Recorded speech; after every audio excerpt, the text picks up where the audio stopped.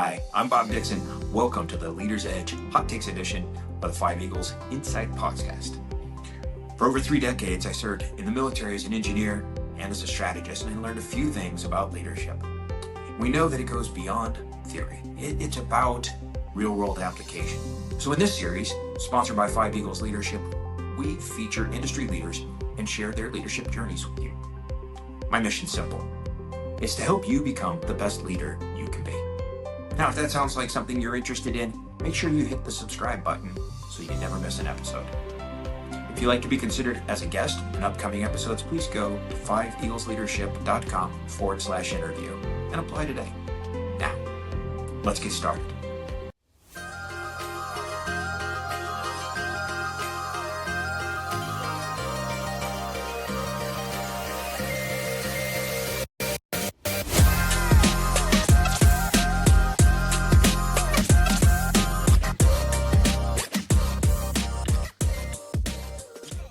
Welcome back to the Leader's Edge podcast. My name is Marisa McClure, and joining me today is Dylan Kinder from Fort Wayne, Indiana. And Dylan is the CEO of Datacos. Welcome, Dylan. Thank you for having me. All right, we're going to dive right into some questions. I'm anxious to hear more about your business. So to get us started, give us a brief overview of what your business does and a little bit about how you got into it.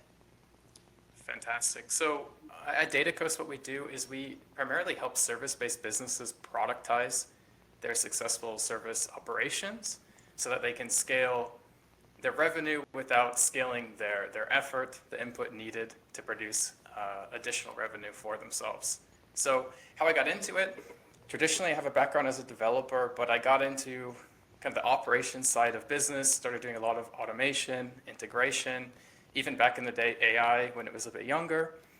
And I was able to marry this tech skills with the operations side of business and try to help these business owners see how they can digitize and productize their services successfully. Great, and I understand you've got a team of folks, so tell me a little bit about your team. Yeah, absolutely. So in the beginning, it was just me, maybe 8 years ago when I was doing my master's program. But since then, we've really looked to hire additional talent. We've included business analysts into our team, as well as developers, QA testers, designers, all of that, to make sure we're providing the best service and product available. Also, our business analysts, I really enjoy these team members because they come from very diverse backgrounds in different industries, and they also bring a lot of rich knowledge to the projects as well. Yeah, that's great when you have a nice, well-rounded team with a lot of different perspectives and experiences. That is really helpful. Absolutely. Awesome. We all can contribute in different ways. Yeah, that's great. So what would you say is the biggest problem that you see in your industry, and how are you working to solve that for yourself and for your clients? Yeah, so maybe not just our industry, perhaps every industry. I think wrong systems, poorly set up or utilized systems, poorly integrated, connected systems, they're really hurting all of us, and they're creating a lot of mistakes. They're creating a lot of wasted time, copy and pasting information, or just trying to keep information up to date. Because I think businesses are learning more and more the value of data and collecting data, measuring data, tracking data, but they still maybe don't have the best grasp of how to do that yet, right? How to actually facilitate it every single day, because it takes a lot of work.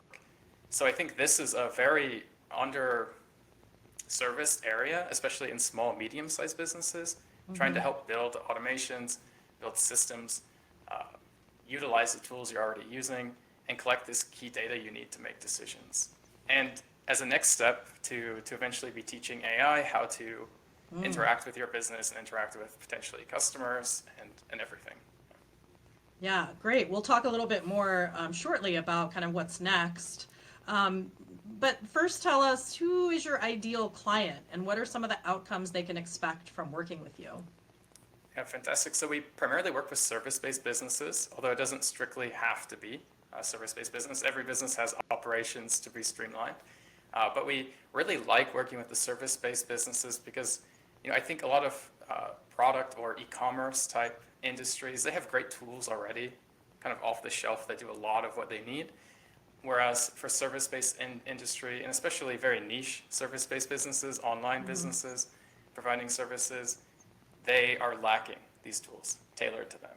So there's a huge need to really help them develop exactly what they need to fit their business and not some cookie cutter solution generally made for everyone. So the outcomes they can expect, we really work with them to prioritize increasing revenue, increasing profit, and increasing their business value. We really feel like tech should be an asset. It should be something that's like an investment to make your business stronger, and not just something that gets in the way, definitely not something that drives you crazy like it often is. Yeah, gotcha. I'm familiar with that. And you mentioned that you're not a cookie cutter approach, but what is it specifically that makes you unique in how you provide for your clients? Yeah, so we're in kind of a funny position because we're not just developers. I think there are a lot of development agencies out there who they kind of require you to come up with the idea, the vision. You have to figure out first maybe how you can turn your business into some sort of application or some sort of subscription piece of tech, or even just how to streamline these systems and tools you're already using. And you can go to them and you can share your ideas, your vision, and they can execute it. I think we're a little bit different because we really roll up our sleeves. We dive into it with you. We figure out where there are biggest opportunities to increase revenue, increase profit, increase efficiency, and we'll make recommendations based on the expected return on investment, right? I think when you're a dev, you typically have this sense that you want to say yes to every idea that comes up, but we're we push back a lot, and we'll really inspect every idea and evaluate it on its merit. Is it going to return a positive investment? Is there a better way to spend this time and money? And so everything is really combed over. Yeah, that's great, because I would guess that sometimes the folks you're working with don't necessarily know what they need, and you're able to help them figure out what they need and then help them get there as well. Absolutely. I think that's the biggest need, if I'm being honest. There are a lot of technical people who can do these, but there aren't a lot of people who can understand the business side and the tech side and come up with this solution that will actually benefit you and your customers. Yeah. That sounds great. Okay, so we're back to the forward-looking question. Where do you see your industry going in the next 5 to 10 years, and how are you staying on top of that? Yeah, so I think every industry is going to be very disrupted by artificial intelligence in the next 3 to 5 years. And if I'm being honest, actually I have my master's focused on AI a few years ago. I was really skeptical or cautious. I knew at some point it was coming, but I always felt like it wasn't ready for small and medium businesses to utilize it, to get that ROI. It was for bigger companies, huge projects, huge budgets, a lot of data, a lot of time. But in the last even months, my opinion has really shifted because we started getting questions. Can you incorporate AI here, there? We visited past solutions, tried to upgrade them with AI. And the results have been really shocking. It's both exciting and a little bit frightening, perhaps. But I think in the next 3 years, it's going to disrupt every industry. Yeah. So how we're trying to stay ahead of it, right now, our team is all hands on deck, playing with AI tools internally within our company, also trying them small scale in our client businesses and projects, and trying to just figure out what's actually possible. And one reason I stayed away from AI in the past was because if I'm going to engineer something, I want to be sure that it will function the way that we're anticipating at the end. You're going to get that expected return on investment. And AI was always a little bit more of like a black box. We didn't know if it would be good enough at the end or not. So I personally really hesitated recommending it as a solution to especially small, medium businesses. But I'm feeling like those days are quickly in the past, and with time, there's so many applications and clear return on investments available.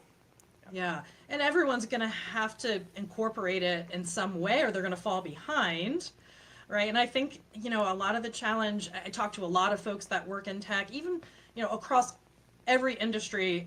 Almost everyone I talk to, when I talk about the future, they mention AI. And I think just keeping up with the speed of advancement, that's got to be the biggest challenge.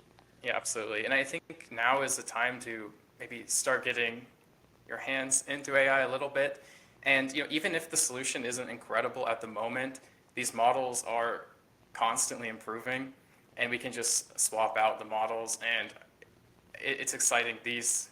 Before, to improve software or improve these tech solutions, we'd have to go in and we'd have to do a lot of coding ourselves, upgrade it, and change it. But now we can almost just update a line of code and switch the model, and very quickly potentially have something that's an order of magnitude even better. So I'm very excited, yeah, for the Yeah, future. no, it's definitely exciting, but I kind of share your like initial hesitation. I'm a little intimidated about it, but I think it's because I'm not super into the tech side of things, so it's a little scary to me. But I have started playing around with it a little bit just so that I can kind of figure it out for myself, because I think you have to keep up with progress, right? Absolutely. Yeah, and Yeah. maybe there are two, if you're interested a little bit more in this topic, there are two great use cases I'm seeing for it. The Hmm. first is a personal brainstorming buddy. I think it's incredible at that. It can really expand Yeah. the kind of possibilities that you're able to come up with. And of course, you have to make the decision and make sure that everything makes sense in the end, but it just Hmm. widens the landscape, the Right. Right. possibilities. Yeah. And Yeah. Yeah. and Go ahead. oh, sorry. And in addition to that, we've also found great success having it do some sort of like categorization of things, so it Mm. can review things and it can start kind of sorting them. Mm. And this is something it's actually quite good at, especially if it's a text-based thing that it's reviewing. And in the past, we would have a lot of, in our automation systems, we'd have specific points where we needed humans to be in the loop to overview things or to do an action that we just couldn't write code for. And we're starting to now replace the human in the loop basic decisions or reviews with AI, or at least Mm. give it the first pass before going to a Okay. human. And it can highlight things that may be off or draw their attention to places they should be looking. Yeah, so a great way to be more efficient in whatever it is that you're doing, for sure. I like Absolutely. to think of it as an enhancement, not necessarily replacement for the human element, but yeah, great. Absolutely. Yeah. All right, more of a kind of personal question now. So, what would you say is the biggest challenge or failure that you've experienced thus far in your life, and how has that helped shape, how you do business and how you lead your team? Yeah, that's a good question. I think, being, I started the entrepreneurship journey a bit young. And I think that one thing that I haven't done the best up to this point, although I think I'm getting a lot better, I'm getting a lot of confidence here, is maybe hiring the right team members Mm. from the beginning, and also maybe setting clear expectations for them, right, in the beginning. I think that's an area where you kind of have to learn on the job to some degree. You can't just, Yeah. yeah. I'm sure some of us are better at it than others, but at the end of the day, I think how it changes my approach to leadership, how it changes the entire company. We really want the best person to be able to deliver the most value to our clients at the end of the day, right? And sometimes they have on paper all of the requirements, like the skills, etc., but they just can't work with the team in the way that we Hmm. anticipate or that we need, or maybe the projects are a little too flexible for them and a little dynamic, right? And yeah, I think that's been something that I personally struggle with a bit, but I'm happy to say we have a great team now, but I could have definitely avoided several missteps along the way there. Well, and these are important lessons learned along the way, right? When you start out on your own and build your team over time, like you said, these are things that you are going to have to kind of figure out on the job. But the good news is that these are skills that can be developed, right? So leadership, yeah, some folks are born with maybe a little bit more organic abilities in terms of some of the qualities in a good leader, but a lot of those skills can be developed over time. And certainly, building a team, all of those things can be can be worked on, with good leadership in place. So yeah, I think that sounds like a fairly normal journey that you had, kind of realizing some of these things. But I'm glad that you're in a good place now with a strong team. So that's awesome. Me too. Yeah, All thanks. right. So what's your next area of growth, whether it's for you or for your business? Yeah, I think right now, as we already mentioned earlier, I am deep into the AI sphere. I really personally, I think it can benefit my business a lot. It can help me grow Data Coast. It can help us also, as you mentioned, it can take away some of the work that doesn't add a lot of value at the end of the day, but it's a necessity of having a business, right? Those are kind of the tasks I'm looking to delegate to it first.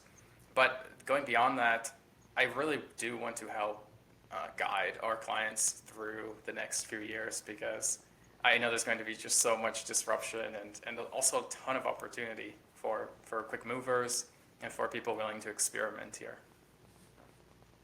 Yeah, sounds great. Very exciting time, I think. Absolutely. All right. So one fun question before we wrap up. If you could have lunch with anyone, dead or alive, who would you choose and why? Yeah, I wonder how many times this answer has been given. Feels like a common one. A lot of people would probably like to have lunch with him, but I think I would probably go for Marcus Aurelius. It feels like he has a ton of wisdom. He also, wow, lived an incredible life, and he really understood what it meant to, accept responsibility, to like rule fairly, justly, wisely, right? And to, really keep his people top of mind, right? Like the better good, the bigger picture. Yeah, because maybe sometimes things move quickly and you can lose sight of that, right? So I'd really like to learn, from him, and maybe some tips, some wisdom about how to kind of keep that bigger picture in the front of our mind at all the times, and also how to pass that on to other team members and to other people too. No, that's a great answer, and I don't think I've heard that one yet. So you're unique. That's a good one, That's though. great. I like it. All right. So just before we wrap up, what is the best way for people to contact you, to learn more about your business, potentially work with you? How can they find you? Yeah, perfect. So you can visit our website at datacoast.com. You can email us at info@datacoast.com, and you can find me on LinkedIn, where I'm posting almost every day as well. Awesome. Well, Dylan, thank you so much for taking the time to share a little bit about your business with us today. And I wish you the best of luck moving forward. Yeah, thank you so much for having me. All right. Take care. Take care. Hey, thanks for tuning in to the Leader's Edge Hot Take Series. I hope you found today's insight meaningful, valuable, and that you're ready to put them into action. Now, if you enjoyed the episode and want to keep improving your leaderships, be sure to subscribe so you don't miss out on any future episodes. I post new content every week, packed with strategies, tips, and real-life examples to help you lead with impact. Now remember, great leadership isn't just about guiding others, it's about continuously growing yourself. If you'd like to be considered as a guest for upcoming episodes, please go to 5eaglesleadership.com/interview to apply today. Keep pushing, keep learning, and I'll see you in the next episode. Be awesome.